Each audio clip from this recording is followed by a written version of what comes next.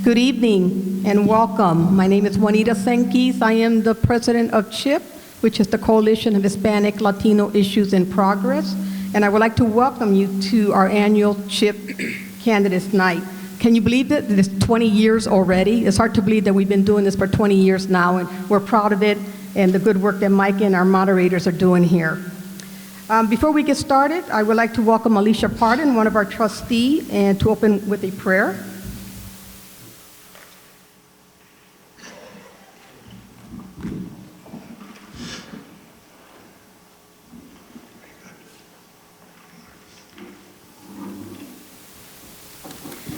Merciful and loving God, as we prepare for the upcoming elections, send the light of your Spirit in the hearts of all. Bring peace and hope wherever there is confusion, discord, and apathy. Awaken in us a strong desire to work for the common good of all, especially the most vulnerable. Enable us to differ and to dialogue with reverence and respect for one another. Pour out on us a spirit of wisdom and discernment to help us choose government officials who will lead in the path of truth, justice, and peace. We ask this in Jesus' name. Amen. You can stand, we'll do the Pledge of Allegiance, please. I pledge allegiance to the flag of the United States of America and to the republic for which it stands, one nation, under God, indivisible, with liberty and justice for all. Thank you.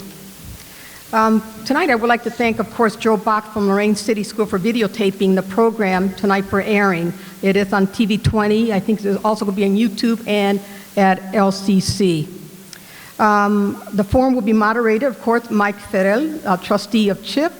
We have Alicia Pardon, who is our co-director of the conference.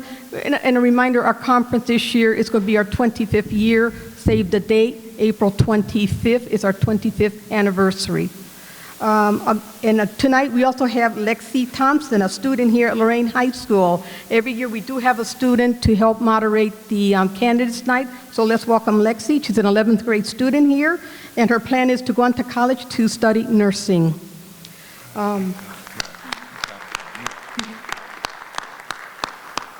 Our first on the agenda is our Issue 13 renewal levy for Lorain City School District, and I will invite Mr. Joel Arredondo, who is our City Council President. Good evening. My name is Joel Arredondo, President of Lorain City Council, and I have been asked by the Lorain City School Board to speak on behalf of Issue 13, passage of a renewal levy. It is not new money. It is money that we have invested in our city of Lorain for the past number of years.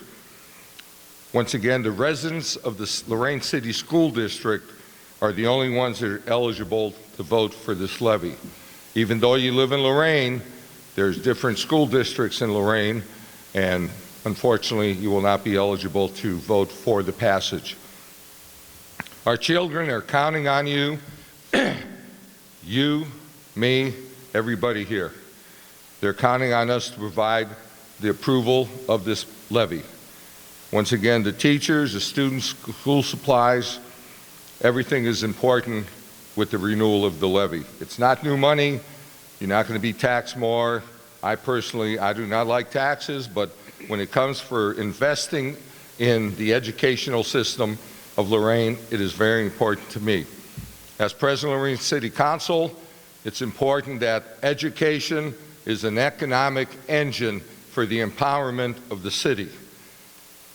First thing, developers who come in, people who come into the city ask us, what kind of school system do you have? Is this a good place to bring my business? Is this a good place to bring my family?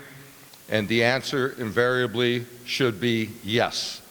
And I always say yes. I know we have other drama behind the scenes, but we're not here to talk about that. I'm here to talk about the passage of this levy. Personally speaking, as a proud graduate of Lorain City Schools, my parents came from Mexico to work in the steel plant, just like a lot of our parents came here for a better life, to better work. My father had a high school education. My mother didn't graduate. But she instilled in the 7 siblings, 4 girls and 3 boys, that education was our pathway to success. I'm proud to announce that although my parents aren't here, I know they're looking down, but out of the 7 siblings, we have a doctor, a doctorate, 2 masters, 4 bachelors, and 1 2-year business degree. Fast forward, our kids, my nieces and nephews, are 10 in number. All of them, with the exception of the youngest, my youngest brother has his daughter. She's a sophomore in college right now. But the rest of the other 9 nephews and nieces have all achieved Bachelor of Arts or greater degrees. Education is definitely, without a doubt, important not only to the Arredondo family, but it's important to every family here in the city of Lorain. Education, empowerment, employment, those are the keys to success. We have been blessed to have individuals here in the city of Lorain that have gone down in history. The biggest one that I like to think about is Admiral King. I know if you guys know what the history of him was, but in World War II, he was the chief supreme commander of all military operations. He was the right-hand man to President Franklin Delano Roosevelt. He was a graduate of Lorain City Schools back in the turn of the century, the other century, not last century, 1897, I believe. Also, we've had other notable people. We've named schools after them: General Johnny Wilson, Toni Morrison, the famed artist Stephen Dohanis, my mentor, Mr. Frank Jacinto. These were all products of Lorain City Schools. The people back then knew what the value was, and I would implore you to continue to build this legacy. There are people here in the audience tonight, students, who someday I dream that they will have their name on a building. We will see their name in the lights. We've already had a lot of athletes. We've had a lot of educators, but it all starts in Lorain City Schools. So please, on November 5th, please vote for issue 13. Once again, it's a renewal. It is not new monies, and I'm sure that you will see the benefits that it will reap, if not you, but your other family members. Once again, thank you, and have a good evening.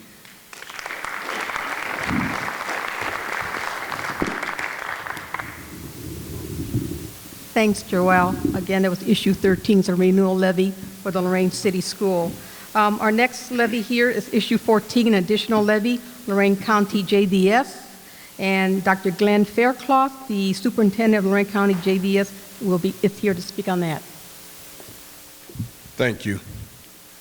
In 1990, I joined the United States Army.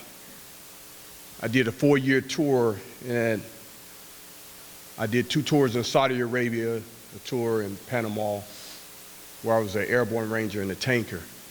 I learned many things in the military. In 2012, I became superintendent of Lorain County Joint Vocational School District. What a splendid place. I learned very quickly that so many parts of this county has been affected by Lorain County JVS in a positive way. In the near 50 years, we have graduated thousands. We have introduced so many young people and adults to the workforce. We are a key component to the economic status in Lorain County. Many manufacturers and other industries often reach out to us for future employees. Now we're at a critical time. Lorain County JVS has been operating on the same millage rate since 1985. That's the only pot of money that we have. Recently, the board has made a decision to go out for a permanent improvement for a 10-year period at 0.66 millage. It's approximately $1.93 per $100,000 home. $1.93. This money will allow us to work on our infrastructure, upgrade our facilities. We have huge safety issues. Believe it or not, the JBS do not have, the majority of its structure is not fire suppressant. There's no sprinkler system there. We have a small area that has that. We have huge safety issues, parking lot issues, roof issues, air handler issues. We did a study with MKC, who came out and evaluated our facilities, and these repairs estimated well over $40 million. So now it brings us to our community to humbly ask that they support their Lorain County JBS for a mere $1.93, a .66 mil on November 5th, issue 14 will be on the ballot. We hope that this community will continue to support us like they always have, and we continue to produce products that we all have benefited off of. I would challenge anyone in our county to talk to 5 people, and within those 5 people, and not have an experience with a JBS grad or a JBS current student. I ask our employers throughout this county that work in these areas, how have they been affected by a JBS alum? Some of them are owners, some of them are general managers, some of them are employees, and there's hundreds of waiting to be future employees. We simply ask for $1.93 per $100,000 home to support our cause. I mentioned briefly about my military experience, and one thing that stood out to me more than anything that I've learned in my military experience was that we didn't leave anybody behind. Anytime there was a soldier that was injured or a soldier that needs some help, we worked collectively as a team to make sure that we took care of our own. Now I ask this community, and I humbly ask that we once again stick together and we take care of our own, our Lorain County JBS, for $1.93. What a bargain. Please vote yes for issue 14. Thank you all so much.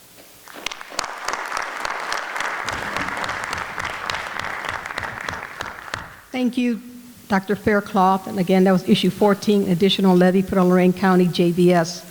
Our next guest here, issue 19, additional levy, the Lorain County, Elizabeth Doyle, the director of the Lorain County Crime Drug Lab.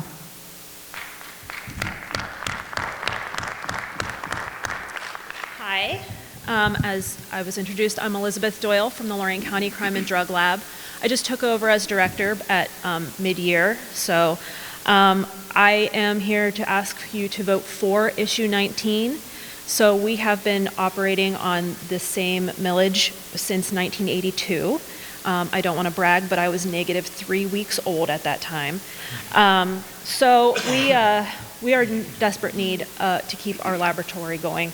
We're asking for just a .08 mil, which for a $100,000 house is $2.80 a year. So we're asking for just a very small amount. And some of the services that we provide at the laboratory are vital to keep our law enforcement safe. One of the things that this this drug epidemic has done is that police officers, if they come across a powder, once upon a time, they could take some of that powder and put it in this little envelope. If it changes a certain color when it reacts with the chemicals, they could say, okay, this is positive, so they could take that to court and get an indictment. Because fentanyl is so deadly, our officers are very cautious. They no longer want to test those unknown powders. They don't want to be exposed to it. The good thing is we have our laboratory in downtown Elyria. We're always available for our officers. If they have an unknown powder, they bring it in, submit it to us, and we can test that for them. We have the experience and the safety equipment to handle all that stuff. So We also, because the courts no longer have that instant color change test, they actually need a chemical test, and that's what our laboratory does. We try to do it as quickly as we can so that the grand jury can move and get search warrants and things to get people that peddle fentanyl off the streets. We also, in the crime lab, we've started doing fingerprinting for the courts. So our county courts they have a very big backlog of people that need their fingerprints submitted to the state. We just so happen to have the expertise in that, and we have the equipment. So we've started doing that to alleviate the backlog, and that takes the burden off of places like the police departments and the sheriff's department who have this equipment but have to process the person into the jail. And with this in our laboratory, we have a public area. They can come in there, and so it keeps the police department staff on the road where they belong. We also test DUI and OVI cases, so those would be maybe commonly referred to as drunk driver cases. Blood or urine is brought into the lab, and we will run it, and we can get those results and back in as little as 1 work day. So it's really important that we keep our drunk drivers off the road. So right now, the laboratory is running on a deficit. And so if we have a yes on issue 19, which is what I'm asking for, we will be able to sustain the laboratory and move into a permanent location. Right now we are in an old cafeteria. So we're kind of squished in there, and we've been growing and expanding, and we could really use this money to keep the vital services local in Elyria and throughout the county. So I'm asking for a yes vote on issue 19. Thank you very much.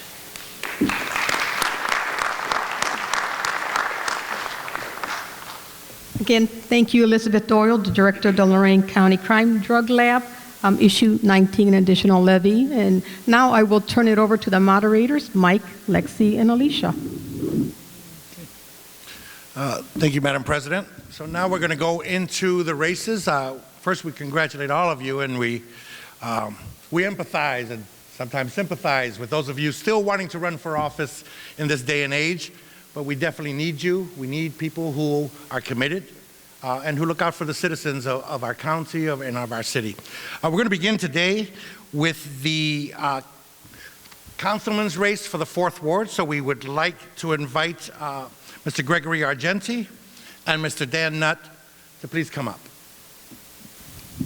As they're getting set, we're going to explain to you basically the format for tonight's forum. Candidates will be given 1 minute to make an opening statement and introduce themselves to the community. Then they will answer 3 separate questions given by the panel and will give us 1-minute answers. After that, they will have 1 minute to make a closing statement. Welcome to both of you to the Coalition for Hispanic Issues and Progress Candidates Forum.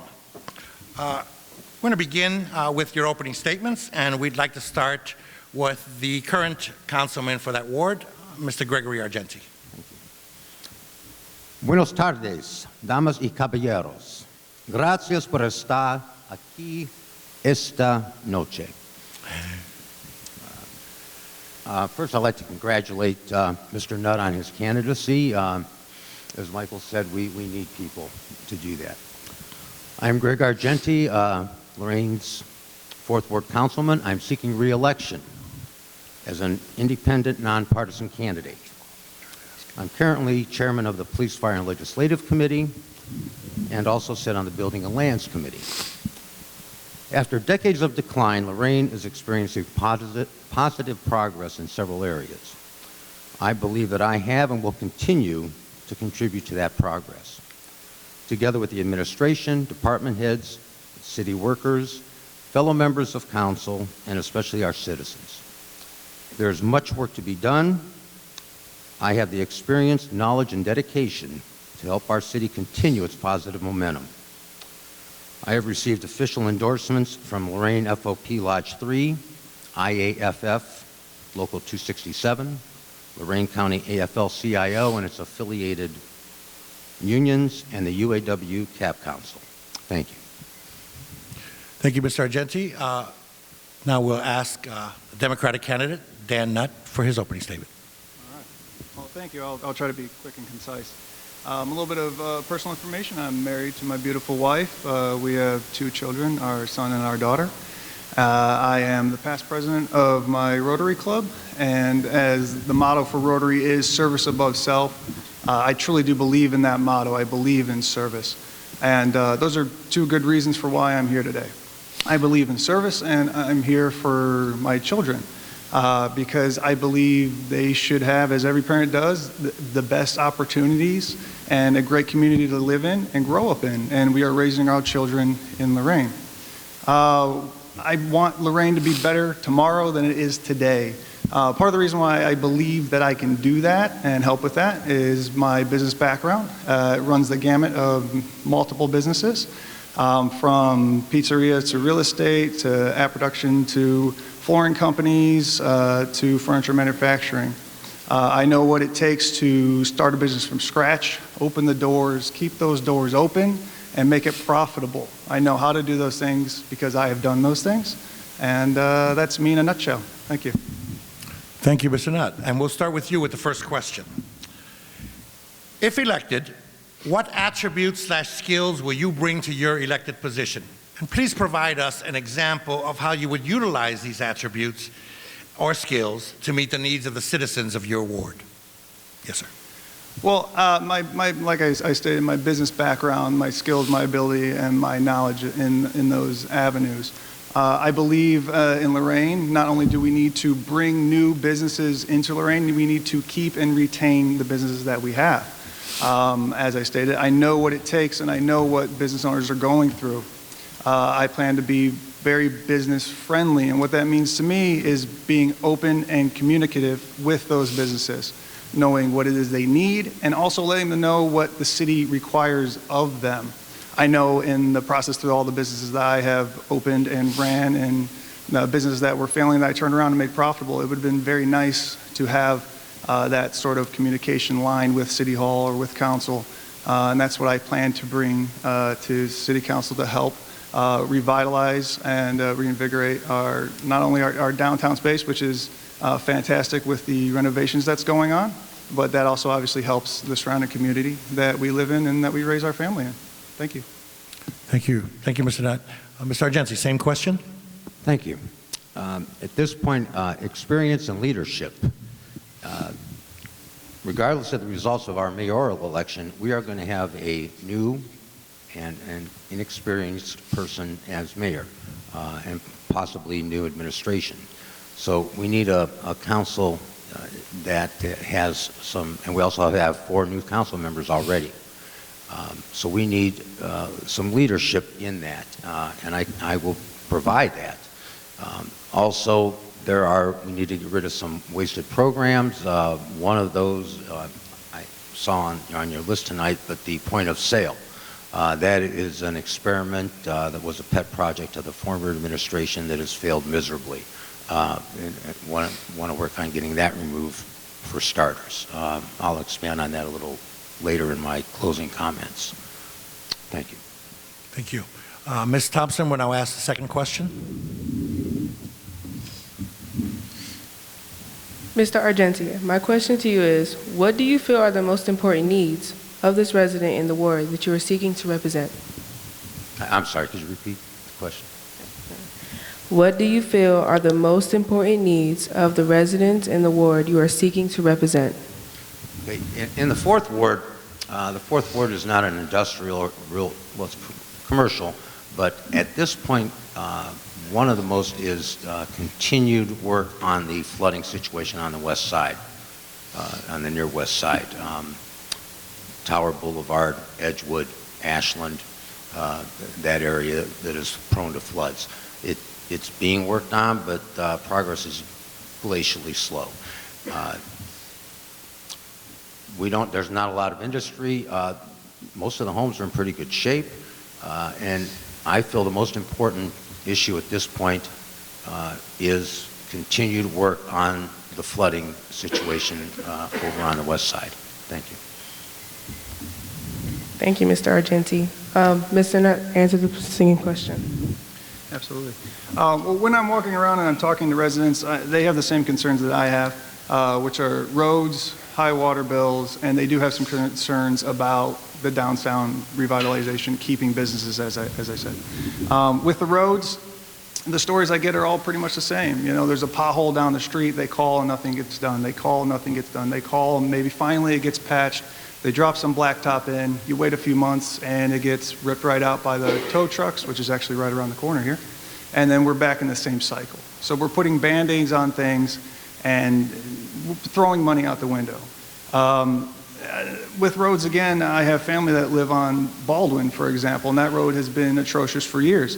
They did blacktop it, and I went and looked at it, and it, in my opinion, honestly, it's not done well. You look at it, it's still uneven, and where they stopped, actually 5 feet past that, the road is still destroyed. Now, in the same little neighborhood, there's a cul-de-sac that feeds 6 streets, and the road was torn up and to be replaced for it with concrete top to bottom. So the residents want to know why is money being spent the way it's being spent, and the communication there needs to be better, and that's what I plan to bring.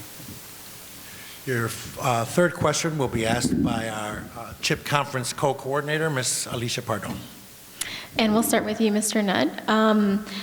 Why should the citizens of your ward vote for you on November 5th? All right.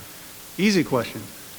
Well, like I stated, with my business background and my knowledge, my skill set, everything I bring to the table, I know how to work through problems. I don't see roadblocks. I go through them, I go over them, I go around them. I only see speed bumps that need to be navigated.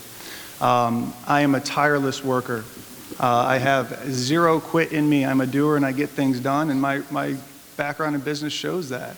I know what it takes to run successful businesses, to turn around businesses that are failing. And another thing on communication. I won't stop. Like when I'm walking around and I'm knocking on doors, residents say, will we ever see you again? I say, absolutely, right after the election. Because I'm not going to stop knocking on doors. How else am I going to stay in contact? You know, people have concerns past elections. It's not just about the election time. It's about the entire year. You know, they have concerns. They want to be heard.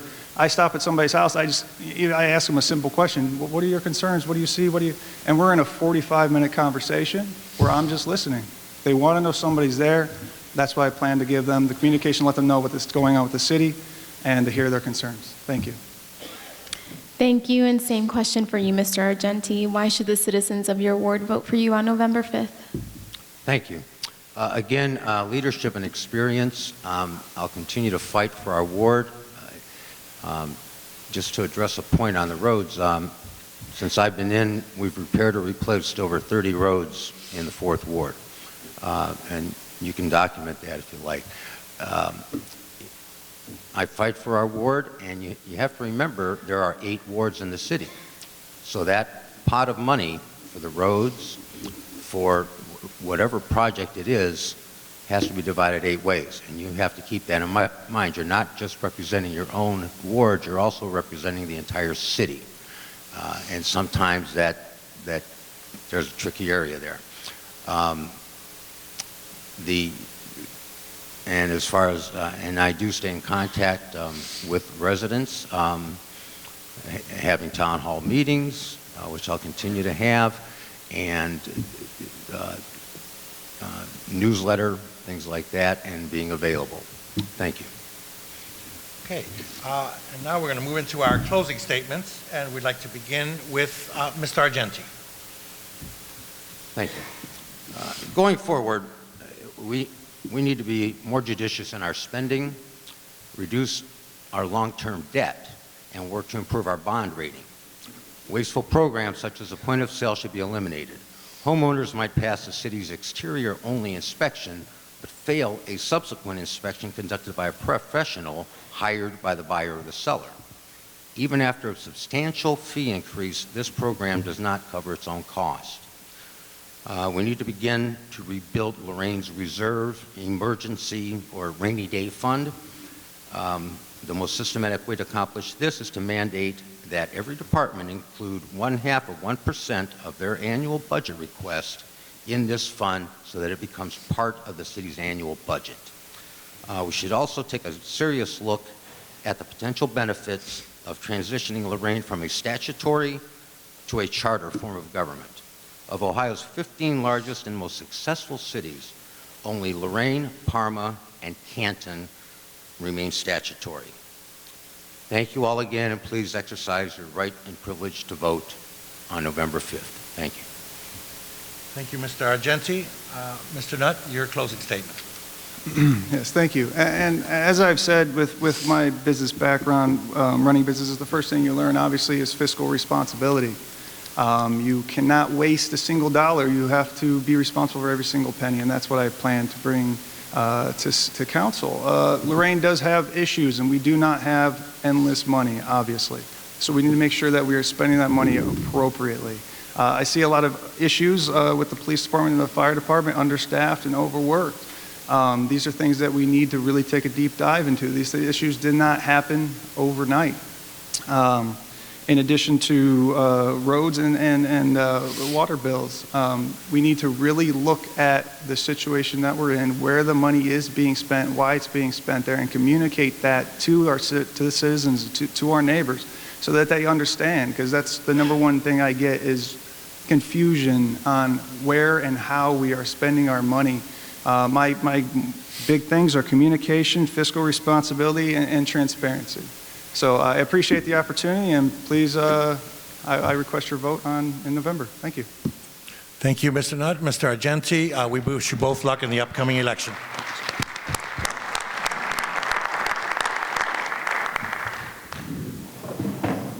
Okay, if we could have Mr. Casto and Mr. Thornsberry come up, please.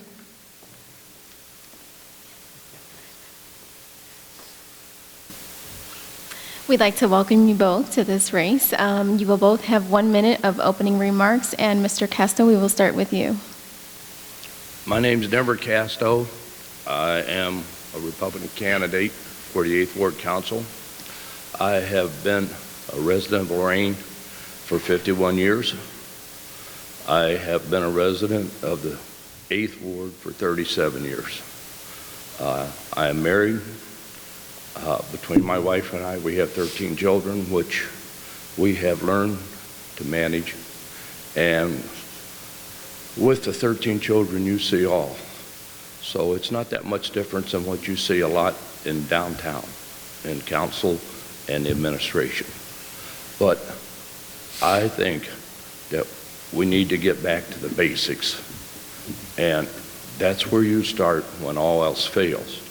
And I think the basics is the biggest plus, and trying to get residential input from the residents to our side, which is council administration. I think that is what we need.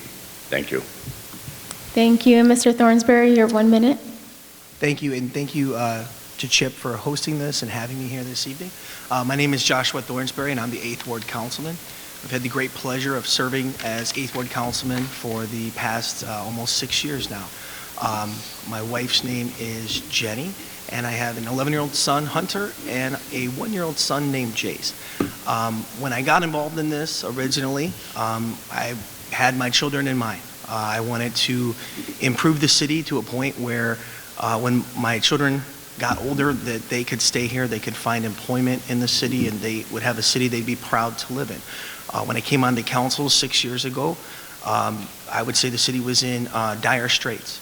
In the past 6 years, I'm very proud of the improvements we've made in this city. I believe we still have a ways to go, but we are heading in the right direction. And I am hopeful to retain my council seat and continue that positive progress that we've been making. Thank you. Mr. Thornsberry, why should the citizens of your ward vote for you on November 5th? Yeah, I believe as the incumbent candidate, I want to say that the number one reason people should vote for you, or not vote for you for that matter, would be the job that you've done. I am running on my record as a city councilman for the last 6 years. I'm very proud of the achievements. Some of them include road work. Multiple roads in my ward have been done. We've been holding developers accountable. Recently, we just got Colby Road done with an assessment that was put on a development on the west side. Other achievements include council reform. We fought for the past 5 years, and we finally, about a month ago, and you can actually come there on Monday, you're going to be allowed to speak at a council meeting for the first time. It took us 5 years to get it done, but we got it done. Another reform we achieved was getting rid of health care for part-time council people. That saves the city taxpayers over $120,000 a year. So I'm very proud of my record, and that's why I'm asking for your vote on November 5th. Thank you. Thank you, Mr. Thornsberry. Mr. Castro, same question.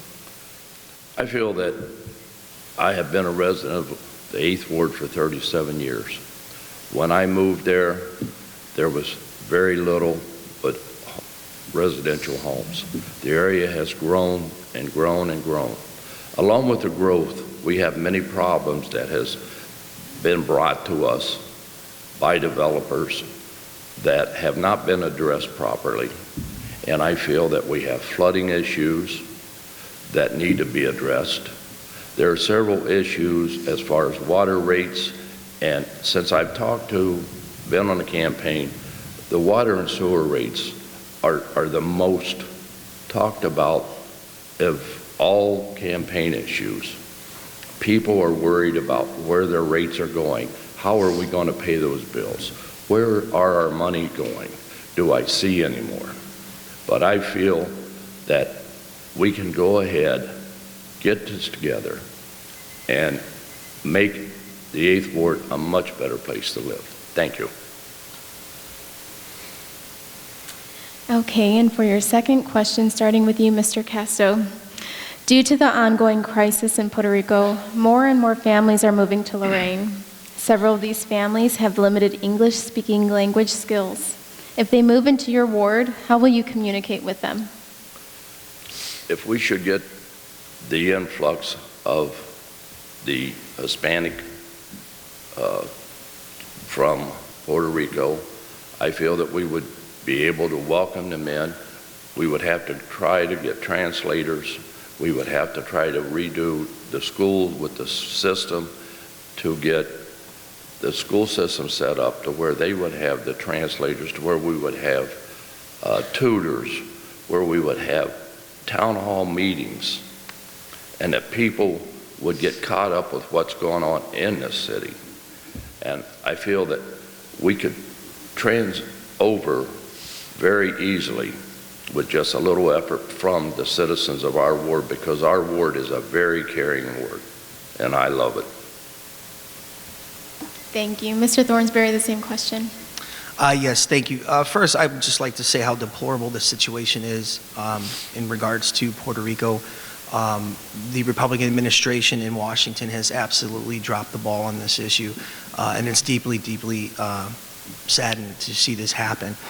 With that said, I actually have a lot of experience in teaching students of a second language. When I'm not a father or coach or councilman, my actual day job is I teach school in Lakewood. I have an endorsement called TESOL, which is teaching English second language learners. Don't get me wrong, that does not mean I'm fluent. It just means that I know a lot of strategies to help with communication related issues. The number one strategy that I'm utilizing in my classroom currently with a lot of our refugee newcomer students is technology. Apps out there like Google Translate, things like that, make it so much easier. We don't have to wait to try to find some interpreter to come and speak the person's language. We can simply just download an app and communicate. Thank you. Okay, where to start? My question will be starting with Mr. Thornsberry. I've had the opportunity to attend council meetings, and sometimes I'm not quite sure whether the council person I'm hearing is representing the wishes of the constituents in his particular ward. So the question that we have for you is, if elected again, how would you engage your constituents to ensure that your votes during city council meetings represents their needs? That's a great question. I'm very proud of the way I reach out to voters. I hold a biannual town hall meeting. We just held that about a month ago. That was our third annual one that we've had. I use social media. I would say outside of Councilwoman Smrokowski, I'm probably the most active member of council on social media. I am lucky in the fact that on the west side of Lorain, many of the housing developments have social media Facebook pages. So I can literally, let's say for example, we had a snow ban. I hit a few buttons on my computer and I'm able to inform roughly 1,300 people in my ward that that's happening. Another thing I've done quite frequently on council is I've created social media polls, and I've brought that polling data to council to share with my members of council how my ward feels about different issues. So it's something that I've done in the past and I will continue to do if I'm fortunate enough to be reelected. Thank you. Thank you, Mr. Thornsberry. Mr. Castro, how would you engage your constituents to ensure, to ensure that your votes during city council meetings would represent their specific needs? You have to make yourself available to the residents of the ward. This is a platform that I'm running on because I feel that I am more accountable, could be more accountable to the residents of the 8th Ward. I feel that my door is an open door. I'm retired from Ford Motor Company. I have nothing to do but to work with the people to get rid of whatever issues we have, water bills, garbage cans, what we have with the sewers and flooding. And people are scared to death with the zoning. So we have to work with the residents and let the city know that what my residents and my constituents feel they want. And for that, I've been noted and duly noted at City Hall. That is my stance. I don't make a lot of friends, but I do go with the constituents. Thank you. Thank you. And now you guys will both have 1 minute for closing remarks, and Mr. Castro, will start with you. Well, once again, I come to you today to ask you for a vote. I need your support. I know that there's a lot of people that don't vote because they feel their vote doesn't count. Believe me, your vote counts. When you have 6,300 people, when you get 1,500 people out to vote, we need you. We want you out there. I would love to see the polls packed. And just to know your vote does and will count when I'm elected. And I'm asking once again for your vote and your support as I have found through this campaign. Thank you very much. Mr. Thornsberry? Yes, thank you. Again, I am asking for your vote on November 5th because of the job I've done for the past 6 years. I've worked tirelessly to represent the ward, to bring positive improvements to the city. I have returned every phone call, every email, every text message. I make myself available to the members of my ward. I'm very active in the ward using various platforms, town hall, social media, things like that. But ultimately, what I'm asking for your vote for is because of my experience. We're entering a dangerous time where we're going to have a new administration. We have a very new council. In the 6 short years I've been on council, I'm now one of the most senior members of council. And I think that's the type of leadership that we're going to need if we're going to continue the positive growth we've seen over the past 6 years, going forward with all the changes we're dealing with, not only with the administration, but also with council. So I ask for your vote on November 5th with the leadership that we need. Thank you. Thank you very much. And before we move on to the next round, we'll take one short commercial break.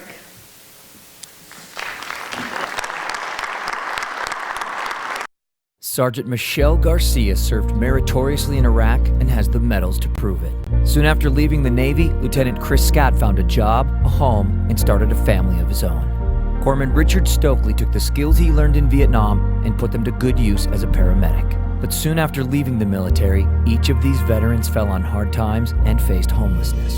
Even after Michelle lost all her savings, even after Chris wasn't able to pay his mortgage, and even after Richard battled alcoholism for years, they each reached out for help when they needed it most. A simple phone call put them in touch with a trained professional from the Department of Veterans Affairs. That call got Michelle a place to stay until she could afford one of her own, put Chris in touch with employment assistance, and found Richard a substance abuse program. These veterans are success stories not only for how they were able to help others while serving their country, but for how they were able to let others help them.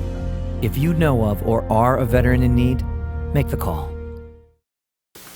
Okay, if we have, we can have Mr. Kalo come up. Okay, ladies and gentlemen, welcome back to our Candidates Forum. We're here now with the Clerk of Courts, the current Clerk of Courts, Mr. Ted Kalo. Ms. Kalo, unfortunately, your opponent, Trina R. Smith, has informed us that she was unable to make it tonight. So you have the floor to yourself, which means that you may get an extra question or two. So I will begin with the first question. You gonna let me introduce myself? No, Mr. Okay. Kalo, you will not be allowed. No. Ms. Kalo, if you would like to start with your opening statement. All right, thank you once again, Chip, for hosting this. It's always a pleasure to be here and speak with everyone and reach out to the viewing audience. My name's Ted Kalo. I'm your current Clerk of Court. I was appointed on January 13th of this year to fill the unexpired term of the past clerk who retired. I am a lifelong resident of the city of Lorain. I'm married to my wife, Wendy. We have 5 children, 9 grandchildren, 3 new ones this year, so my hands are quite full. I'm a small business owner in the community for almost 24 years. I've been active in a lot of organizations, past president of the Powell Civic Center, member of the current Jim Popiel Scholarship Committee. I've served on United Way boards, and I was your Lorain County Commissioner for 14 years. So again, it's always a pleasure to be here tonight, and thank you for taking your time out to hear us. Thank you, Mr. Kalo. Maybe you can explain to the audience, sort of in a nutshell, what are the duties of the Lorain Clerk of Courts? Okay. Lorain Municipal Clerk of Courts covers 3 political jurisdictions. It's the city of Lorain, it's the city of Sheffield Lake, and it's Sheffield Township. The Clerk of Court is in charge of handling all of the paperwork for the courts. If you get arrested, you come in, the prosecutor charges you, the Clerk of Court handles all the paperwork. We handle all the paperwork for the judges. We handle all the parking tickets, all the speeding tickets are given to the Clerk of Court's office to record. We are also in charge of the civil division, which is if you have small claims against somebody or a civil judgment that needs to be done, the Clerk of Court handles that. On top of that, we are in charge of all the collections of the fines and court costs for not only the city of Lorain, but the Ohio State Highway Patrol, the State Treasurer's Office, Ohio Department of Natural Resources, Lorain County Sheriff's Department, Lorain County unto itself, and a multitude of other disbursement areas. Mr. Kalo, please comment on the impact of uncollected court costs, fines on the overall operations of the city of Lorain, and how you plan to address this issue. Well, as I spoke when I was here in the spring for the primary, it was one of my main focus. When I became the Clerk of Court, I was informed by the court administrator that we were approximately $11.4 million in unpaid fines and costs. When you figure a large portion of that goes to fund city services like police and fire and other services, it's a significant issue. Going back through the reports that I filed, the annual reports, I caught up 8 years of those. I found some auditing issues that I checked with the state auditors on. We had one area where they had misdispersed 100% of fines and costs to Lorain County, where the county was only supposed to get 10%. I am currently working with the county auditor and the Board of County Commissioners and Law Library to recover that $400,000, because $360,000 that's supposed to come back to the City of Lorain State Highway Patrol, $163,000 back to the local coffers. The new collection agency is doing an outstanding job. This year we are down almost 3,000 tickets. For those of you not aware, the Ohio State Patrol is no longer patrolling within the municipal districts. So our ticket count is extremely down. When 110 court cost is what a ticket pays, and you're down 3,000 tickets, and right now we're on pace actually to surpass last year's revenues of the city of Lorain. So I'm very proud of what we've accomplished, my staff, the collection agency, and everyone working together. Thank you. As the Lorain Clerk of Courts, do you consider the office diverse enough to handle the language and constituent needs of an international city? Why or why not? And if not, what changes will you make in meeting those needs? Well, actually, when I first became the Clerk of Court, I had a couple of vacancies. People had left. I I have diversified the office. We already had 4 Hispanic employees out of 15 employees. 2 of my first 3 hires are both African Americans. I believe we're supposed to make our offices look like our community, and I work on that all of the time. We do work with the judicial twice a month. We have interpreter day, where those who are challenged with the English language, we have interpreters come in to hold the court. So I think we do a very good job of making sure that we are diverse in my office, and also diverse when we are taking care of the clients who use those offices. Thank you. I'd like to add one more question since your opponent is not here. So by the end of your term, by the end of your first 4 years or however many years you serve in there, what will in your mind have defined a very successful tenure in terms of your management of that office? So what will we be seeing that will say, yeah, Ted Kalo was here and he got it done? Oh boy, there's a lot of things. I don't know if I have enough time. I think Thomas is going to make me stop talking. There's a lot of things. Right now we're in the process of putting in a new case management software system. It's a $500,000 purchase. The former clerk got hurt by the last case management system. It actually collapsed and went bankrupt, the company. So it put them way behind the 8 ball. So installing a new case management system will give us the ability to actually do everything right. We have fixed the disbursement issues, so the money's going to go where it's supposed to be. Getting the collections in line. All of our reporting is done properly, and we're going to be a paperless court. We've already started. I've been fortunate, my experience as a county commissioner and working with multiple agencies, we are now using workforce development people who come in as interns, no cost to the city. We've started a scanning and destruction program. We are getting rid of all the old files, the old cases, everything's being scanned. It's going to the cloud. It's a permanent record. My judges have given me a local rule to make that allowable. The Supreme Court has agreed, and within 3 years I hope to have that court as much paperless as possibly can be and catch up to the rest of the state of Ohio. Okay. So let me just elaborate and focus the question a little more. Your term is now over. You have served. Tell me what this office now looks like, because you accomplished all the things you said that you were going to accomplish when you went in. This office is streamlined. Every employee knows every job. The office is collecting the revenues it's supposed to collect for the city, the county, and the state, and we are operating at utmost efficiency, making sure that our clients are taken care of, everybody is treated with respect, and we get the job done like we're supposed to do, what we get elected for. Thank you very much, Mr. Kalo. Thank you. Your closing statement, please. Thank you very much. Again, it's always a pleasure here. Thank you again. Love the questions. I've been your clerk of court since mid-January. I think we're really making a difference in our community. We are reaching out to everyone. We are fixing issues that not only attorneys had, but those who are charged. We are working on a texting reminder program to limit the amount of failure to appears. People forget they have jobs, they don't show up. They get a warrant for their arrest. It costs them $200. Then they get picked up. Then they have to miss a day of work for that. So we're working on ways to remind them, whether it's texting, whether it's emailing. We're adding that to all of our tickets with the new system coming up. We will have it with our new case management system.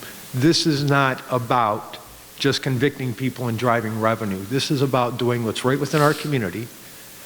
People can respond to the issues they have. Just because you have a ticket or you've done something as a minor misdemeanor and you don't show up because you can't or you forget, because a lot of things happen in our lives. Children get sick, you get held over at work for overtime, and you aren't able to show up. So we're working to make this a very friendly consumer clerk of court. I have over 40 years in retail business. I know what my job is to do when it's working with constituents and or customers.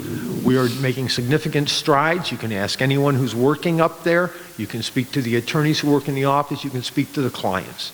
Since I've been there, the office is doing phenomenal with the staff I have. I am impressed by my staff. I am impressed by the people I get to work with within City Hall, and I'd like to continue as your clerk of court. So between now and November 5th, because we do have early voting, please support Ted Kalo for clerk of court. Thank you. Mr. Kalo, thank you very much for your time. Thank you.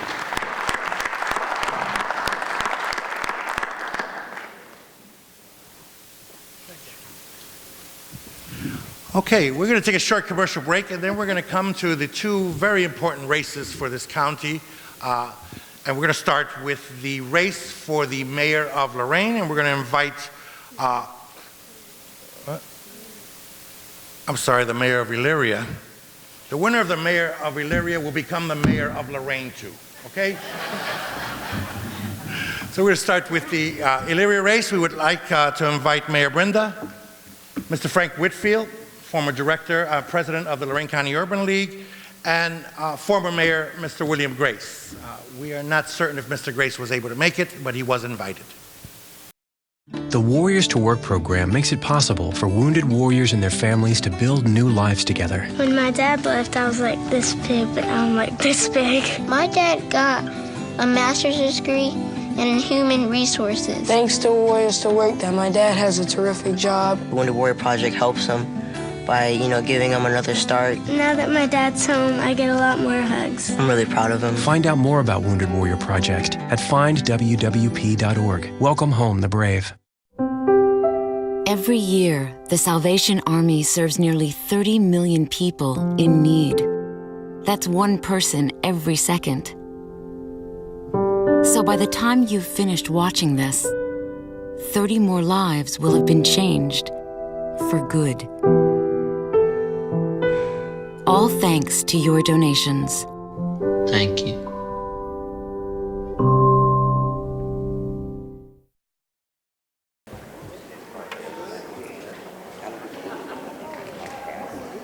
Okay, ladies and gentlemen, welcome back. We are now covering the race for the mayor of the city of Elyria. We have the current mayor here with us today, which is Holly C. Brenda, who's running as a Democrat. And we have the former president of the Lorain County Urban League, who is also running for the mayor position as an independent. We welcome both of you, and we'd like to start with our opening statement. Mayor Brenda, would you please begin? Good evening. Thank you to Chip and all the participating candidates. It's an honor serving as Elyria's mayor over the past 8 years. Working together across organizations and with residents, we created synergy and over $400 million of public and private investment. There's progress in every corner. Steady, proven leadership at the mayoral level needs to continue if we want to keep Elyria moving forward. That's why I'm humbly asking you to support my re-election. In Elyria, we're reinvesting in infrastructure with an emphasis on neighborhood streets plus roads, bridges, and sewers.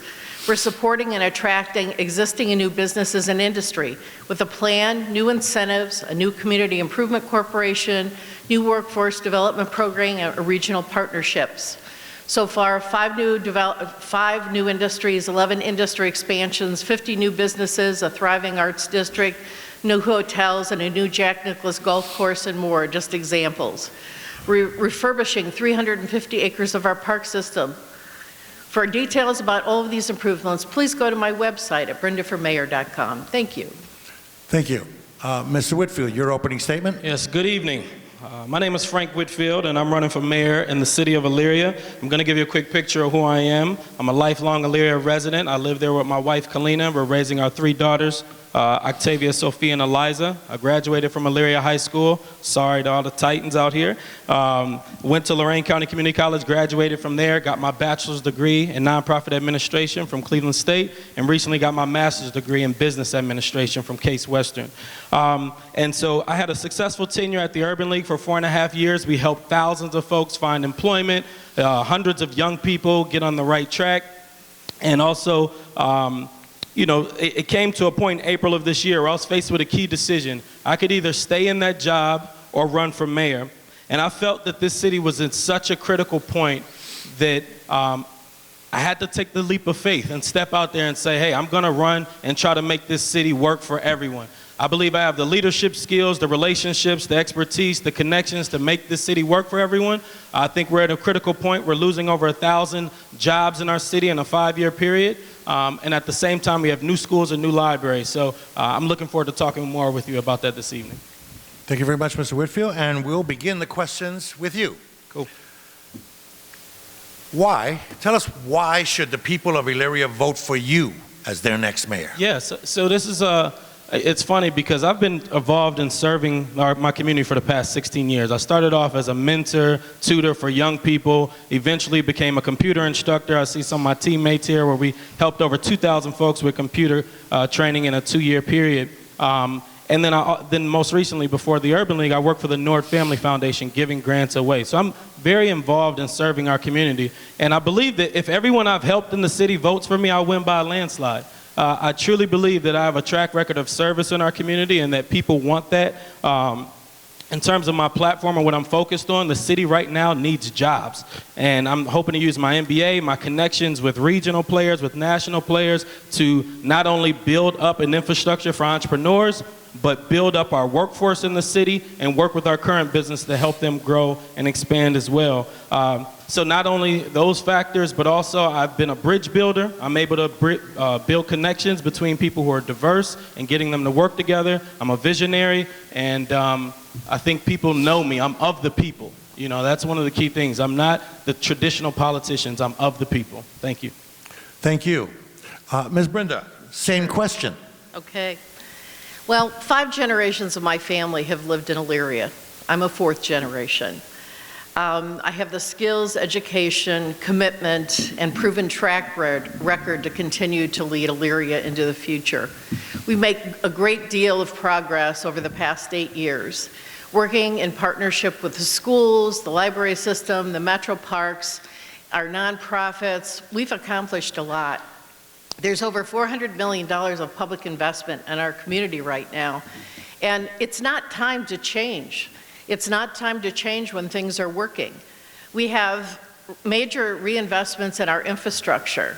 We're supporting new businesses and industries. We actually put together the city's first economic development plan in its history, and it's working. And we've updated it. So we can demonstrate progress. We can demonstrate progress, not just talk about it, in the areas of industry, in the Midway area, in downtown, in the Chestnut Commons area. We're also refurbishing quality of life issues with our park system. 350 acres of parkland is being improved, safety, et cetera. It's all in process. It's not being talked about, it's actually happening. Thank you. And for the next question, Ms. Brenda, we'll start with you. During your tenure as mayor, if the city budget called for serious cuts during a particular year, what departments or area would you target to meet the requirement of a balanced budget?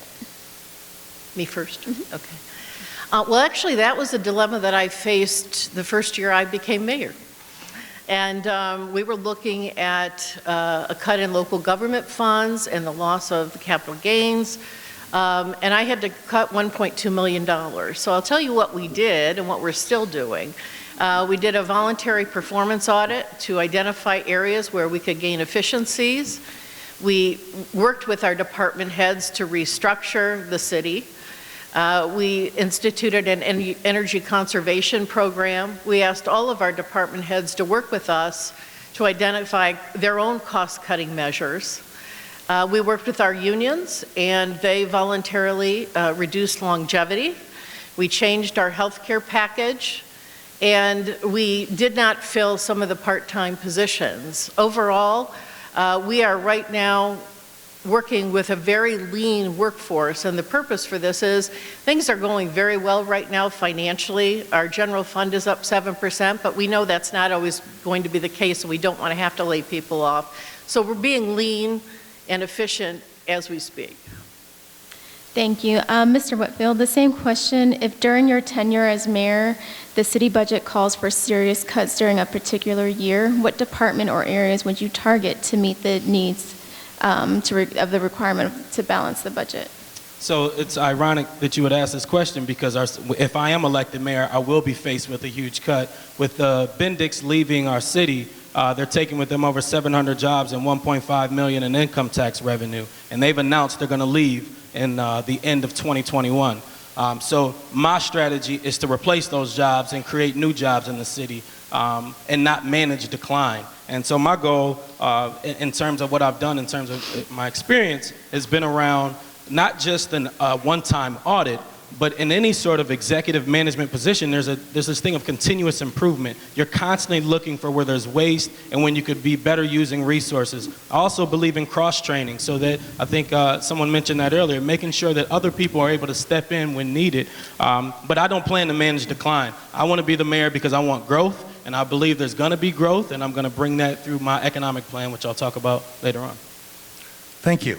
I'm going to follow that up with another side of that question. And we'll start, Mr. Whitfield, since you're already up. Is there any department that you definitely would not touch when it came to a budget cut? Yeah, I think that when you're in the seat, when you're the man in the arena or the woman in the arena, it's a whole different purview than you have from when you're just sitting on the outside. So again, my philosophy is we go in, we assess where there's waste, we assess where there's opportunity to cross-train and use resources in a different way. So I'm not going into it with my eyes on something that needs to be cut. We're understaffed in terms of police already, and so I know that's an area where we shouldn't be touching. But I think there's ways of leveraging community partnerships as well. This isn't just about what we can do internally inside of government. What can we be doing in partnership with our nonprofit organizations? How can we be giving them the keys to help them do youth programming? That's been a part of my experience, is running programs as a nonprofit, partnering with government. So I want to continue that. But again, this is about growth. This is about economic growth. This isn't about managing decline. And that's the type of mayor I want to be. Thank you. Ms. Brenda, same question? Sure. Our police department, when I came in, the previous administration had eliminated the narcotics and neighborhood impact unit.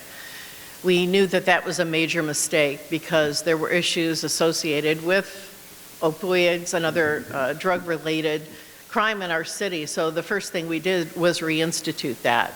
Safety is of utmost importance in the city of Elyria, and that would certainly be one area that we would not cut. But I want to go back to something that Mr. Whitfield said. The city of Elyria has an economic development plan that is working. Just this year, we attracted a brand new aerospace company called Hydro Air. We attracted Stanley Black & Decker, one of the world's largest producers of tools. We attracted a German company called Roof and Perry Fiberglass. So we do have a plan that's working. Amware is also new to Elyria. Those jobs are being replaced. In addition, we have 11 major manufacturing expansions. Thank you. Ms. Brenda, to what extent would you direct your police forces to cooperate with ICE during planned immigration raids in your city? Please explain your position. Sure. Well, I believe diversity in our communities is one of our greatest strengths. And we've had this discussion internally in the city of Elyria. We do not believe in seeking out law-abiding citizens in our community and turning them over to law enforcement if they are being law-abiding citizens. And so the city of Elyria, we believe, is a caring, safe haven for individuals. And if people are contributing to society, working, being law-abiding citizens, they are not going to be singled out in the city of Elyria. Thank you. Mr. Whitfield, same question to you. To Yes. what extent... Yeah, I got it. Yeah, so, okay. I mean, just in terms of this country was founded on give us your poor, give us your downtrodden. I mean, I want to make sure Elyria, I love the fact that, Lorain, you call yourself the international city and you live by that. I'd like for us to be the most welcoming city in the region, that we welcome anyone who's looking for opportunities. And I think our police are dealing with much more critical issues in our community than to be searching after people who are abiding by the law, who are contributing to our community. And that's the type of culture I want to set in our city, a culture that's welcoming, inclusive, and is focused on top priorities and not on some of these political agendas that we have going on nationally. Thank you. Mr. Whitfield, your closing statement, please. Oh, wow. Okay. All right. That was quick. Couple things. One, why should someone vote for me? Why should you take a risk on this young man who is perceived to have inexperience? Well, let me tell you about what I have experience in. I have more experience than either of my opponents before they became mayor. I'm the only one that has had chief executive experience before becoming a mayor. I know what it's like to deal with HR issues, to deal with contracts, negotiations, community partnerships, advocating for Illyrians in Columbus, in DC. That's what my background is. So, I plan to use all my skills, my experience, my MBA, my education, my connections, my social capital, everything that I have, I plan to throw at this city. As I mentioned earlier on in my comments, this was no easy choice for me. This wasn't like a walk, I didn't come from the establishment. I literally stepped away from a job where I was doing fairly well, being paid fairly well, because I believe so much in my city. So it isn't about this whole idea of, that we're booming and things like. We're not. We are at a critical point in a fork in the road in this city, and I believe I'm the right candidate that can build on the good things that Mayor Brenda has started, and I'm the right candidate to put attention to the things that have been neglected once I'm in there in office. So I'm asking for your vote humbly on or before November 5th, and I promise to work as hard as I can, and I have a track record of that and bringing you along with me. Thank you. Ms. Brenda, you can take equal time for your closing statement, please. Thank you again to Chip and all the candidates. I hope you leave here with a clear understanding of the significant progress that's been made in Elyria and a sense of urgency about what's at stake. It's taken 8 years for the Brenda administration, City Council, and partnering organizations to create the very positive momentum in our community. When $400 million of public and private investment is happening in Elyria, it's not the time to make a change. You're experiencing steady, proven leadership at the mayoral level that continues to demonstrate the ability to get things done. We are working well with City Council and our community partners, and constituent support has been high. The end result, new investments in our streets, roads, bridges, and sewers, our 350 acres of parks, new and existing businesses, our downtown, Midway, and Chestnut Commons areas, our neighborhoods, our safety, our schools, and our library system. Illyrians need to decide who is best equipped to continue the forward momentum we've worked so hard to achieve. Is it a former mayor who already had 12 years to show what he could do? Is it the enthusiastic newcomer who's making promises without specifics? Or is it your current mayor? Of course, I'll argue your best bet to keep the momentum going is to vote for the person who helped create it. The Brenda administration is leading the city's positive change. Let's keep it going. I humbly request your vote on or before November 5th. To learn more, please go to my website at brendaformayor.com. Thank you very much.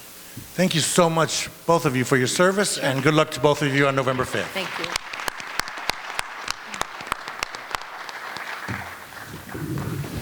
Ladies and gentlemen, we're now going to be moving into our final race coverage, and it is exciting because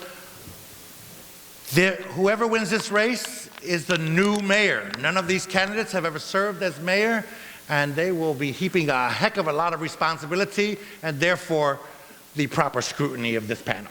So please, if the candidates for the mayor of the city of Lorain would mind coming up.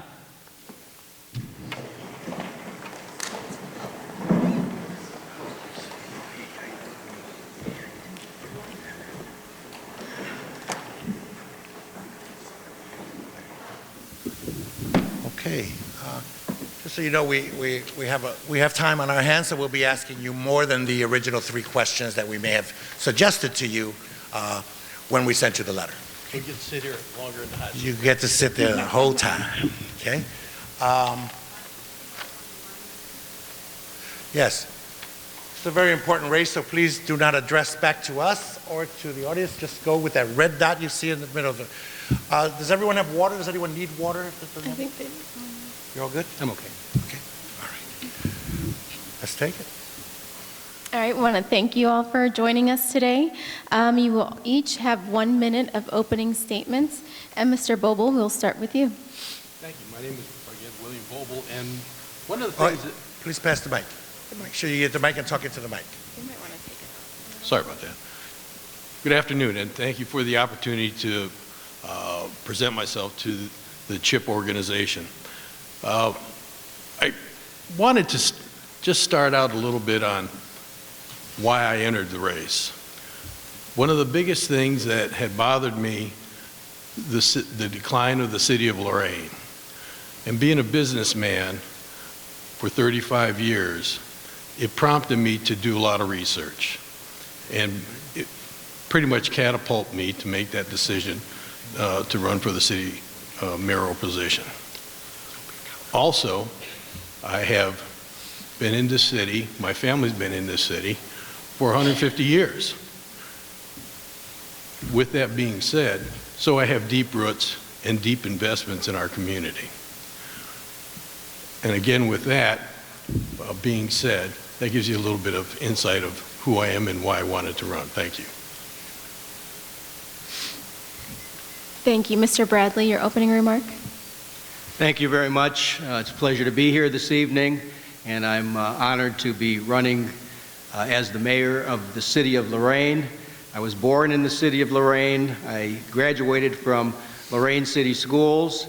After I completed college, I joined the Ohio National Guard, and while serving in the National Guard, I got a job as a teacher in the Lorain City Schools, teaching 4th grade. I worked with a lot of great students, and I also started to go to law school at night. People sometimes say, well, how could you do that? And it's because my mom and dad taught me the value of hard work. And my dad was a very hard worker. My dad lost his arm when I was 5 years old, and he took care of our family. And he took care of our family very well. And that's how I learned the value of hard work. And that's what I'm going to do for the citizens of the city of Lorain. My dad worked hard because it wasn't about him, it was about his family. And it's not about me, it's about the citizens of Lorain. And that's why I'm asking for your vote. Ms. Flowers, your 1 minute.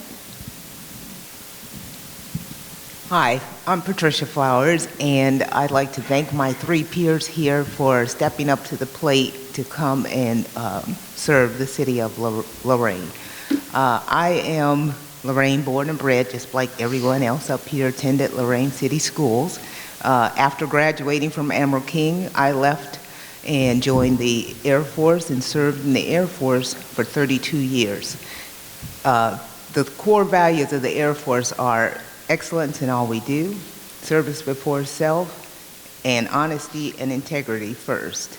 I bring all 3 of those values as part of me to wanting to be mayor for the city of Lorain.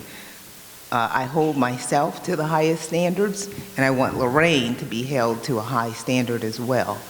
I bring the spirit of service and being excellent. I want to bring excellence back to Lorain.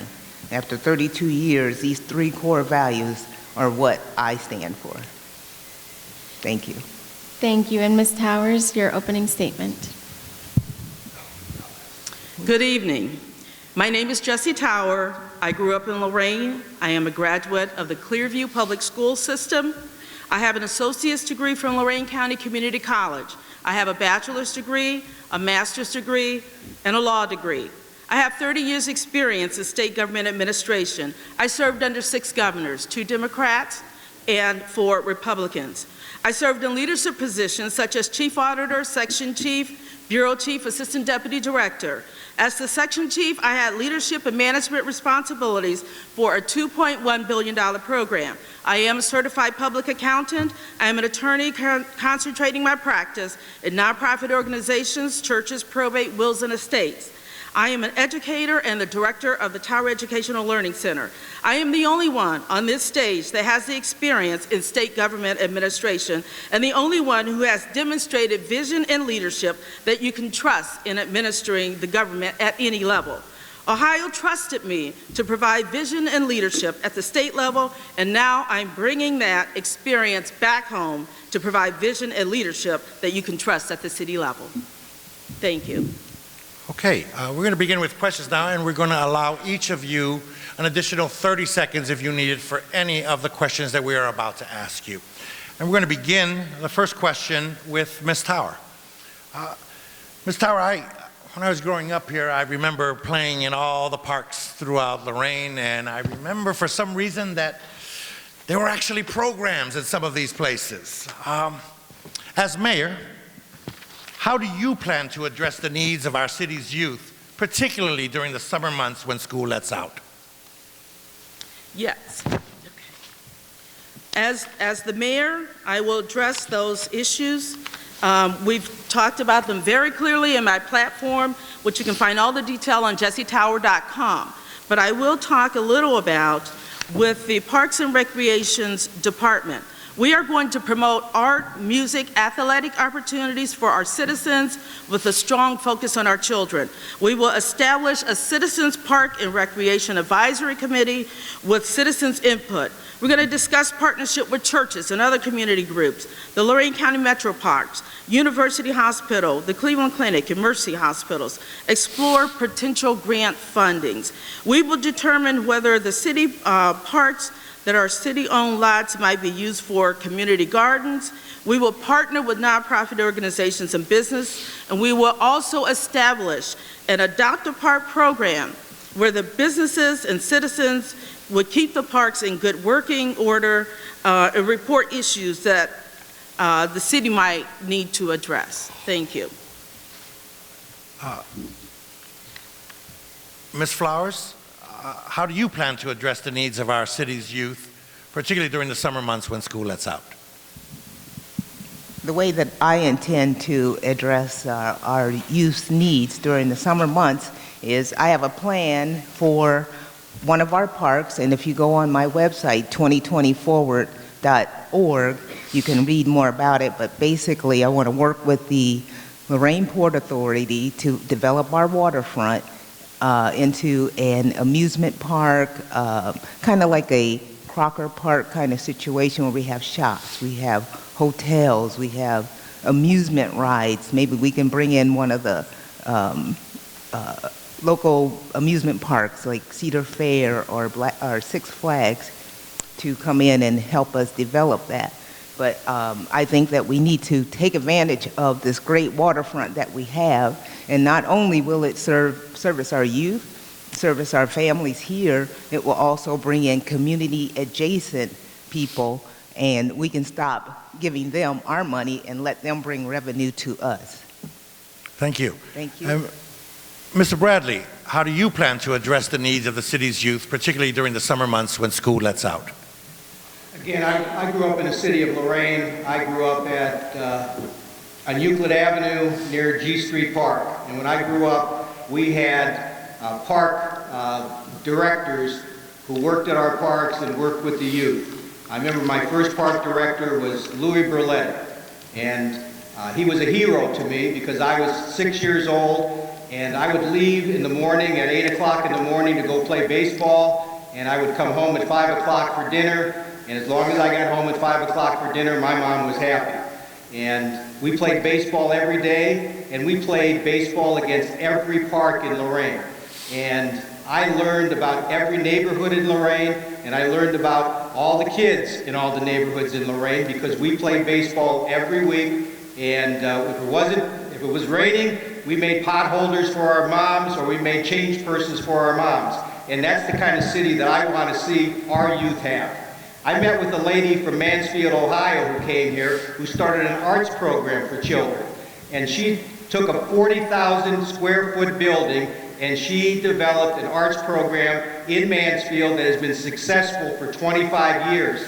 And she came to Lorain, and she wants to do that same program here in Lorain. And I'm going to encourage her, with the help of the citizens, to get that program in Lorain, to help those youth who don't want to go to the parks but want to do other things. Like my daughter, she was involved in the arts, and I want to encourage those types of things also. Thank you. And Mr. Boble, how do you plan to address the needs of your city's youth, particularly during the summer months when school has let out? I can honestly say that Mr. Bradley and I are pretty close in age because I experienced the same type of park system when I grew up. I grew up by the Lakeview Park system, and it was a beautiful environment to grow up in, and you were safe to go to those parks. And to have those, we did play baseball every day. I have to concur with that, and we had a lot of fun. Do I want to see that to return to our city? You're darn right I do. And I want to see a safe park system that has a clean environment so our children can thrive during the summer. We also in order to fund this, we do have a financial issue that we have to address in the city of Lorain. And one of the biggest things that we can do, that we have to do for our kids, to see how much bond issues or the excuse my train of thought here, but to get the resources to come into the city to help us for the federal and state levels. Thank you. I thank all four of you for answering a question that was definitely not on your potential questions list, because I asked question number 2 from the Illyria's mayor's list. So my apologies, but thank you all for being so prepared. Ali will ask you the next question. And just to help with that preparation, my question is going to be number 10 on your sheet. Starting with Mr. Bradley. If during your tenure as mayor, the city budget called for serious cuts during a particular year, what departments or areas would you target to meet the requirement of a balanced budget? Well, first of all, I know that the city of Lorain currently has a surplus, and so that's a good thing for the city of Lorain. I hope we don't get into a situation like we had a couple years ago where we had a deficit. I actually met with the auditor and talked with her, and she has indicated to me that as long as we continue to be fiscally responsible, we're going to continue to have a surplus in the city of Lorain. Again, I've met with the fire department. I got their endorsement. I met with the police department. I got their endorsement. So those safety factors are very, very important, and I want to make sure that we have safety in our community. I was able to go with the fire department and watch them fight a fire and saw how important it is to have a well-staffed fire department so that we don't lose lives. 10 minutes means a lot when you're trying to save someone's life. I'm going to meet with the department heads every Monday morning, and I'm going to find out who's doing their job and who's not doing their job. And if people aren't doing their jobs, then they're not going to continue to work for the city of Lorain. And we're going to make them accountable. They're going to tell me on Monday morning what they hope to accomplish for the week, and the following week they're going to tell me if they accomplished it, and if they didn't, they're going to tell me why they didn't accomplish it, and they're going to tell me what they're going to accomplish for the following week. That's how we're going to keep this city moving forward and being fiscally responsible. Thank you. Ms. Tower, the same question. It's number 10. Ms. Tower? Ms. Tower, Okay, yes. thank you. Okay, thank you. In direct response to your question, it really depends on the circumstances and the conditions, what the issue is. Thank you. It depends on the circumstances and conditions. But I have 30 years experience in state government. I've had experiences with having to look at budgets and making decisions. But it's not something that is done alone. We have to consider the citizens, input from the citizens, other stakeholders, employees, as well as, and this takes us back to with the fiscal accountability and increased transparency in city government, because it's not going to, we don't want this to be something that just happens all of a sudden. Mr. Bradley mentioned that he said that there's a huge surplus. He and I were also at that same training with the fire department. But what we will focus on is that the city living within its means. We will have periodic financial information for our citizens. We will also request that the auditor of state come in and conduct an audit of each city department so that the citizens will know where their money is going. We will develop a 5-year strategic plan for city government and each department with citizens' input. We'll have quarterly town hall meetings where we will be providing this information to citizens so that we all know what our financial state is, and we will make sure that the citizens know what the financial state is, and those decisions will be made in the best interest of the city. Thank you, Mr. Boble. If during your tenure as mayor and the city budget called for serious cuts during a particular year, what departments or area would you target to meet the requirement of a balanced budget? That's a great point. Oh, there's the button.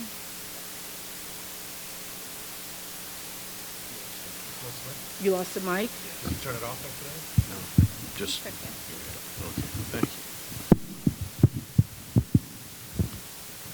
Could you repeat the question, please? Sure. If during your tenure as mayor, the city budget called for serious cuts during a particular year, what departments or areas would you target to meet the requirement of a balanced budget? Well, and again, we have to, once we get elected, we have to find out exactly where we stand financially. The areas that we would look at, there are no sacred cows, so each and every department will be looked at really under a close microscope to see where the money's at, where it's going, and to see how we can basically implement an austerity program to get us back online financially. So, if that answers your question. Thank you. And Ms. Flowers, the same question. Could you repeat the question for me, please? Absolutely. If during your tenure as mayor, the city budget called for serious cuts during a particular year, what departments or areas would you target to meet the requirement of a balanced budget? Okay. Similar to Ms. Tower, I have 30 years of experience in the federal government level, and I'm familiar with budgets as well. And I think in this situation, what I would do is I would first go in and look at redundancy. Where can we consolidate things? Because I know there is some redundancy in our system. That same people doing maybe the same thing twice. So we need to look at that. And secondly, I would look at reducing the overtime. I think that's a big problem that I've heard people talk about is the overtime. So those are the two areas that I would focus on first. Thank you. Ms. Flowers, we're going to start the new question with you. It's question 9 on your papers. If you're elected mayor, would you be looking to keep, modify, or eliminate the point of state program in Lorain requiring home buyers or sellers to place money in escrow to ensure homes are completely up to code before they can be sold? That's a great question. Thank you. The way I view this is I would eliminate the POS system, and this is why. We have building codes for a reason. We have a building department for a reason. It is the building department's job to make sure that these houses are up to code. By instituting this POS system, it's like we, the citizens, are now paying that building department twice to do the same job one time. So yes, I would eliminate it immediately. Thank you. Thank you, Ms. Flowers. Mr. Boble, same question. Point of sale has been, in my humble opinion, a money grab for the city of Lorain. I would immediately eliminate that program and allow the building department to do their job as they need be. When there's issues, those are issues between buyers and sellers. The point of sale also has been determined by the Ohio Supreme Court. It's unconstitutional. When they were wanting to go into a person's home for no particular reason other than to look and see what was going on. A building community cannot go into your property without a warrant. And there's no warrant of any means that would, unless there's a deterioration process where it's falling down. So yes, it would be eliminated immediately. Thank you. Thank you. Ms. Towers, same question. No, that was not working. Sorry. Tried it. Thank you. I agree wholeheartedly with Ms. Flowers and Mr. Boble. I will eliminate the point of sale program. I think we need to repeal point of sale in its entirety and replace it with sell as is. Citizens will have the right to buy and sell houses without interference from the city government. As Mr. Boble has said, the courts have determined that point of sale, when they were going into your house, is unconstitutional. It's a violation of the Fourth Amendment, unreasonable search and seizures. So that's been corrected, but they're still going outside your house, looking on your roof, and seeing all these other kind of things. That's a duplication of services.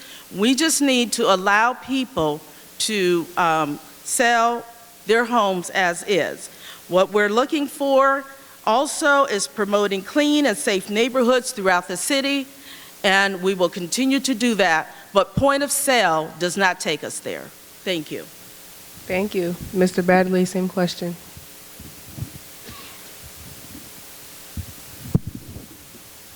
We had a problem in Lorain several years ago where people were buying homes cheaply, rehabbing them with substandard care and products, and then they would get an appraiser who would come out and appraise the property at an unrealistic price. Some poor citizen in the city of Lorain would then attempt to buy that property, and they would get a mortgage because we had this mortgage scandal going on, and people were getting a mortgage for $100,000 that they couldn't afford. They would lose the home, and somebody would walk away with a profit who wasn't even a citizen of the city of Lorain. So I think point of sale needs to be modified, but we need to protect the citizens of the city of Lorain. We need to make sure that if somebody is going to sell a house, it's the kind of house that I would be willing to live in. I'm not going to let a citizen go into a house in the city of Lorain that I wouldn't be willing to live in.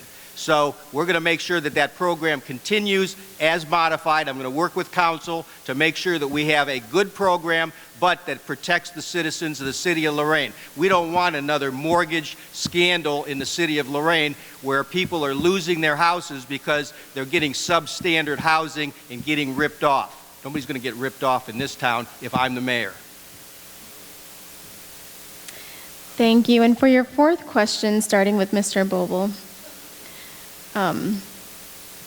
to what extent would you direct your police forces to cooperate with ICE during planned immigration raids in your city? Please explain your position.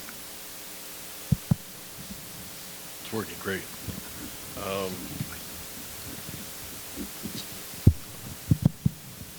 Can you hear me? Okay, it's working. Thank you.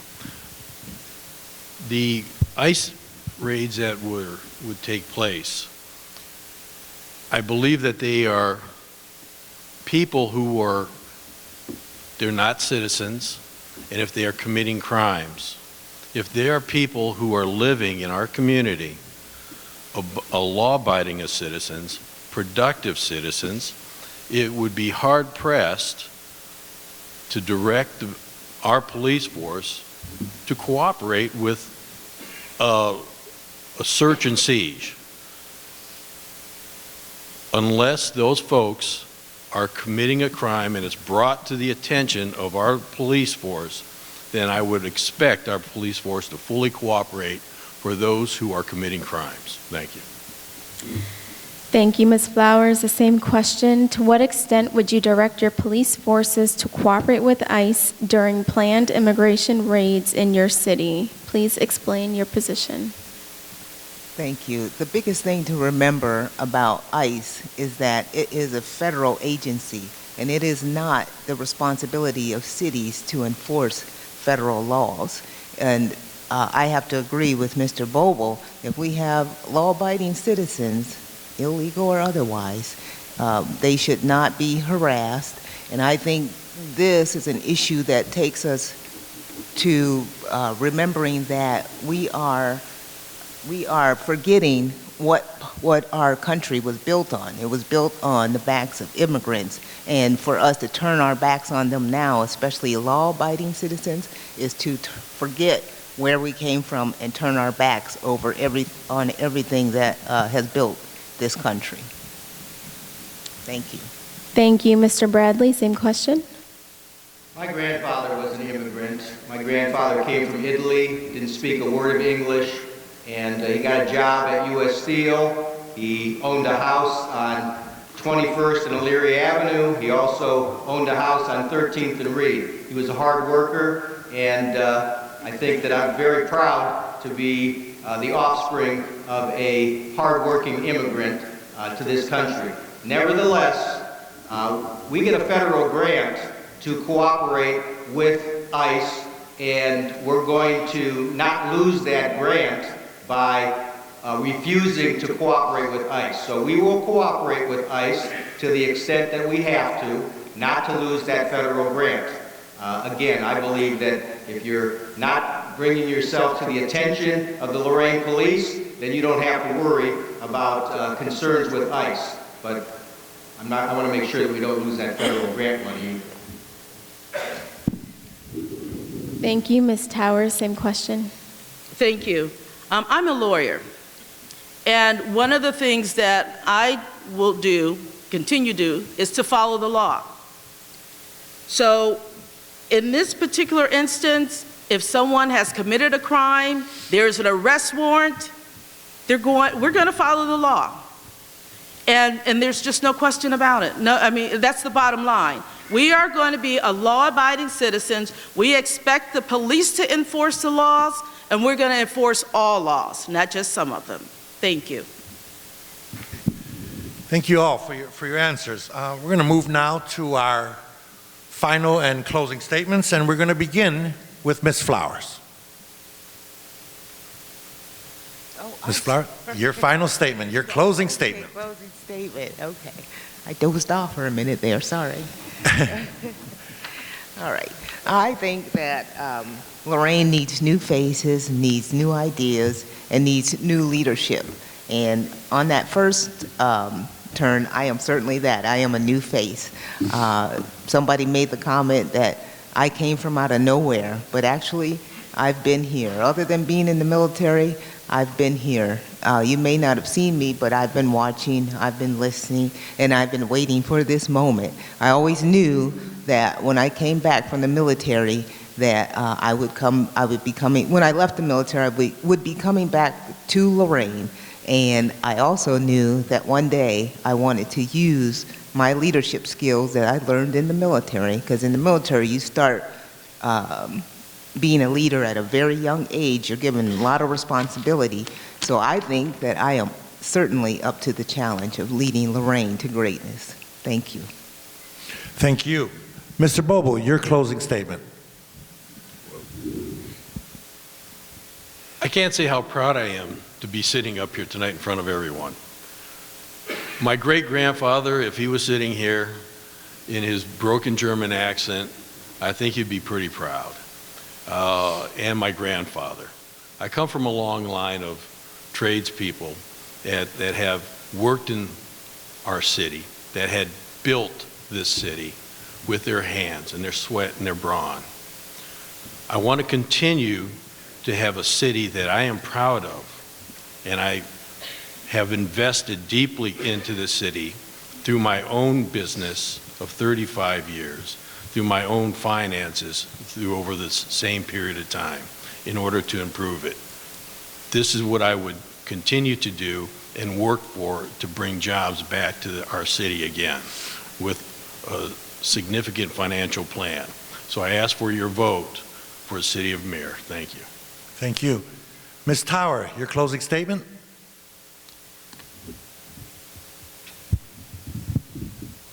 Four years ago, I ran for mayor of Lorain. I love Lorain, and I am committed to the citizens of Lorain, and I am still fighting for you. For my platform, visit jessietower.com. Lorain has everything it takes to be the beacon of light for all people. But we need leadership that would provide freedom and opportunity for all citizens, regardless of political party affiliation. We need a visionary leader that we can trust. I've done that at the state level, and now I'm prepared to do that at the city level. When you get your ballot, you will find two names on the ballot for mayor, Jessie Tower and Jack Bradley. But before you cast your vote, visit LorainCountyBoardOfElection.com, click on the candidates list, and you will find that only one person applied to be your mayor. And that person was me, Jessie Tower. I applied because I care about Lorain and its future. Everybody talks about the good old boys. Do you really want to be free from the good old boys? If so, then vote for Jessie Tower. Under a Tower administration, This city will be ran by the citizens and not the good old boys. Reclaim your power. Vote for Jesse Tower. So on or before November 5th, I respectfully ask that you vote for me, Jesse Tower, to be your next mayor. Thank you. Thank you. Mr. Bradley, your closing statement. First of all, I went to a fundraiser on Saturday evening. It was called the Jim Popio Foundation fundraiser, and that particular fundraiser raises funds for scholarships for students in the city of Lorain. And this past year, that scholarship fund gave 3 $1,500 scholarships to 3 students from Lorain City Schools. And I found out that the people that started that foundation in Mr. Popio's name and honor were Tony Giardini, Ted Kalo, Dennis Shaver, George Corey, and if that's meaning that they're good old boys, then I want to join that club.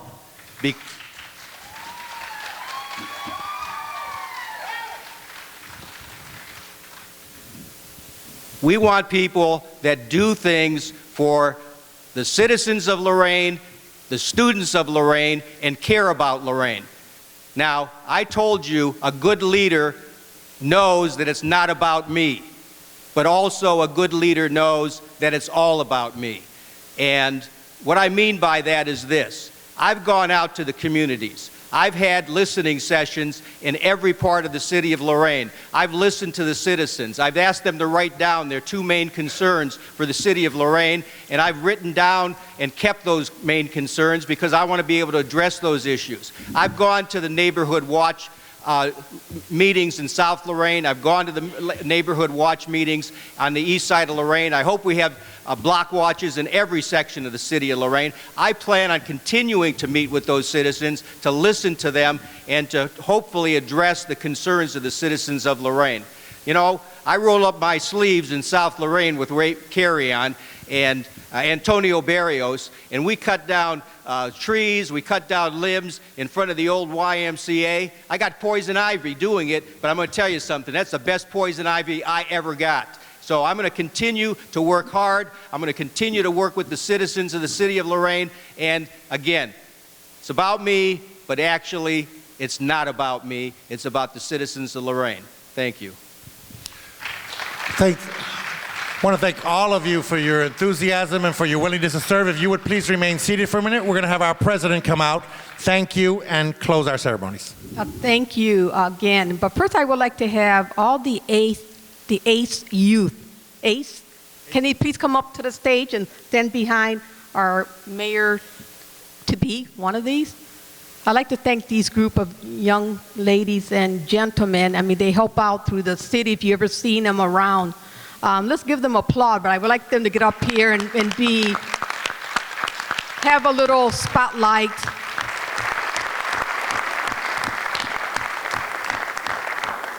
Go right behind the mayor candidates here, so they could be on TV 20. Again, let's thank them for their service in Lorain County.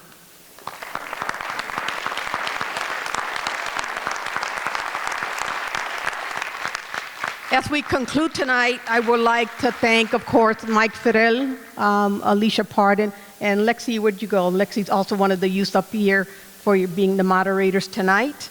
Joe Bach, Lorain City School, our videographer. Mr. Hardy, our CEO of Lorain City School. Ray Bastock, our executive director of Lorain High School. Our timekeepers, Pablo Senquis and Tomas Cabasa. They kept everyone on time here tonight. And also our hostess and our greeters, Carmen Levis. Is Carmen here, or did she? There she is, way in the back over there. Becky Rodriguez, Elizabeth Soto, and again to our ACE group. And don't forget to vote on November 5th. Like they say, your voice is your vote. Thank you.